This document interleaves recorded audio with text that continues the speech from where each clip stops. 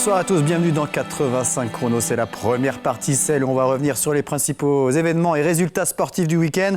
En deuxième partie, nous recevrons deux invités de La Roche-sur-Yon Vendée Handball, l'entraîneur Liviu Bourileanu et la joueuse Amal Amrouni, pour revenir donc sur la défaite de La Roche en National 1 féminine de handball ce week-end.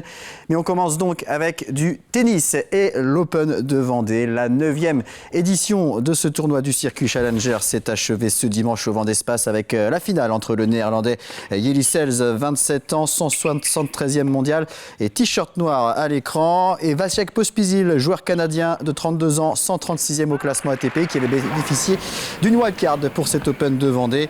Premier set dominé par Jelle Sels qui l'emporte 6-4. Le néerlandais continue sur sa lancée dans la deuxième manche en s'appuyant sur son jeu de service et sur les points faibles de Pospisil. Sels empoche la deuxième manche 6-3 et remporte donc cette finale en 1h22. C'est son premier titre sur le circuit Challenger, ce qui lui permet d'atteindre la 141e place mondiale ce lundi. C'est le meilleur classement de sa carrière. On va écouter la réaction de Jelle Sels au micro d'Alexandre Lenaour.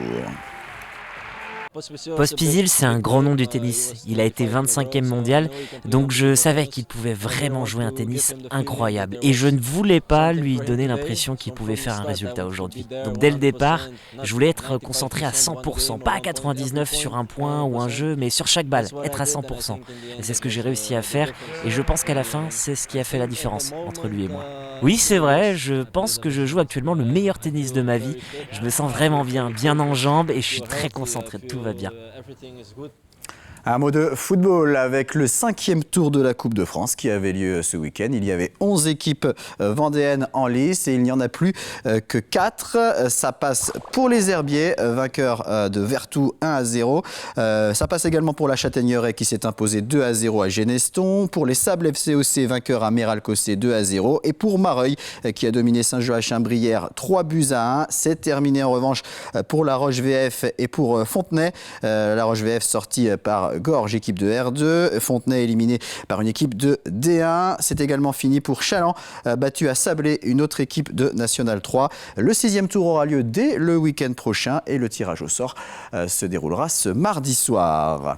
En basket, on jouait la 3e journée en National 1 masculine. Courte victoire des Sables d'Olonne sur le terrain du Centre Fédéral 54-50. Avec 2 victoires, les Sablais sont 4e au classement. Défaite de Chaland sur le parquet de Vitré 81-62. Avec une victoire et 2 défaites, le VCB est 10e. La 4e journée dès ce mardi soir, Chaland accueille Tarbes-Lourdes alors que les Sablais reçoivent Berck. Des images de handball maintenant avec tout d'abord la National 1 masculine. 6e journée ce week-end et Pouzauges qui avait décroché sa première victoire le week-end précédent face à Hennebont jouait de nouveau à domicile, salle de l'Étoile samedi soir pour affronter Saint-Cyr. Après un round d'observation de 5 minutes, Saint-Cyr en bleu et blanc prend les devants et mène de 3 buts après 10 minutes de jeu, 5-2. Un écart de 3 buts que l'on retrouve à la 25e minute, 12-9 pour Saint-Cyr qui va profiter des dernières minutes avant la pause pour accentuer son avance. À la mi-temps, le PVHB accuse 6 longueurs de retard et est mené 17-11. À la reprise, le public de l'Étoile espère une réaction de son équipe, mais Saint-Cyr reste solide et dominateur et contre plutôt bien les assauts pouzaugais. Ça fait 23-15 pour les visiteurs après 40 minutes de jeu. Les Vendéens, toujours diminués par les absences de plusieurs joueurs, n'arrivent pas à rivaliser. Saint-Cyr contrôle la rencontre et s'impose finalement avec 8 buts d'avance, 31-23. On va écouter les réactions des entraîneurs Steve Berger pour Pouzauges et Ibrahima Dio du côté de Saint-Cyr, tous les deux au micro de Thibaut Grasset. On a eu des séquences qui étaient pas mauvaises. Par exemple, en début de deuxième, défensivement, on est plutôt pas mal. Mais sauf qu'on gâche les ballons qu'on récupère en défense. Et voilà, on a rivalisé un quart d'heure. Je crois qu'on est à -1 au bout d'un quart d'heure. Et là, je pense qu'on commence déjà à les faire douter. Mais simplement, encore une fois, il fallait qu'on arrive à jouer sur plusieurs temps de jeu offensif. On a joué beaucoup trop direct et on a offert des ballons pour se faire battre. Donc encore une fois, la victoire de Saint-Cyr est méritée dans la manière et dans les faits. Les choses qui m'agacent un petit peu, pour pas dire beaucoup. Et en l'occurrence, par exemple, nous, parce que je pense que le comportement de l'équipe la semaine dernière n'a pas été la même ce soir. Et ça m'ennuie. Là, ce qui a fait la différence ce soir, c'est qu'on a été performant au niveau d'efficacité, au niveau du shoot. On s'est appuyé sur une grosse défense. On savait que du coup, en face à Pouzauges, si on les laissait venir shooter au loin, on avait ce qu'il fallait en face pour les contenir. C'est ce qui s'est passé et ce qui a fait la différence, c'est notre efficacité vraiment au niveau du shoot. On est quand même une équipe un peu comme Pouzauges en convalescence. On a gagné notre premier match la semaine dernière et malgré l'ampleur du score, on n'était pas serein. La sérénité, elle s'est construite au fur et à mesure du match. Et là, depuis le début de saison, c'est vraiment notre match référence. Autant en attaque qu'en défense. Donc on continue à travailler. Puis j'espère entrevoir de belles choses pour les semaines à venir. Et donc avec une victoire et 5 défaites, Pouzauges est 13e et avant-dernier au classement. La prochaine journée de championnat, ce sera le 23 octobre avec un déplacement à Massy. Toujours en handball, mais chez les filles, cette fois en National 1, 4e journée ce week-end. Et l'équipe de La Roche-sur-Yon recevait celle de Mios Biganos samedi soir à la salle Omnisport. Les Lyonnaises en rouge avaient connu leur première défaite lors de la précédente journée à Montcoutan. Mios arrivait en Vendée avec 3 victoires en 3 matchs et une première place avec 2 points d'avance sur les Lyonnaises. Les Girondines qui débutent parfaitement la rencontre et qui mènent déjà 6-2 après 9 minutes de jeu, puis 11-3 après 13 minutes. La défense lyonnaise souffre et l'écart grandit. Plus 9 après 25 minutes de jeu. Un écart que l'on retrouve à la mi-temps. Mios Biganos mène alors sur le score de 18-9. En début de deuxième mi-temps, l'équipe de La Roche-sur-Yon résiste un peu mieux, mais réussit seulement à maintenir l'écart sans le réduire. Mios mène toujours 20-11 à la 38e minute et va encore creuser l'écart par la suite. 24-13 à la 43e minute. On assiste ensuite à presque 5 minutes de match sans aucun but de part et d'autre. Les visiteuses réussissent presque tout ce qu'elles entreprennent. Elles dominent ce match jusqu'au bout avec à la clé une large victoire sur le score de 29-17.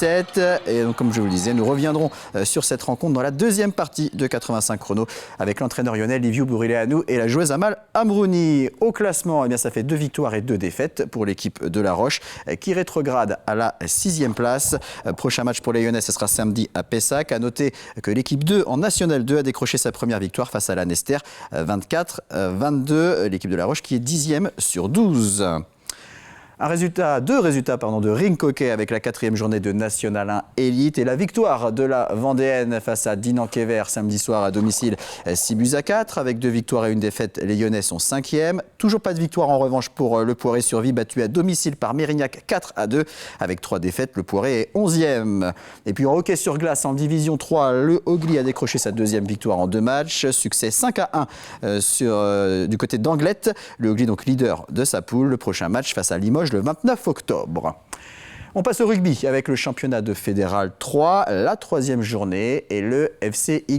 L'équipe de La Roche-sur-Yon recevait Chinon ce dimanche au stade Henri Desgranges. Une journée un peu particulière avec la présence du club du stade Rochelais qui est venu avec la Coupe d'Europe.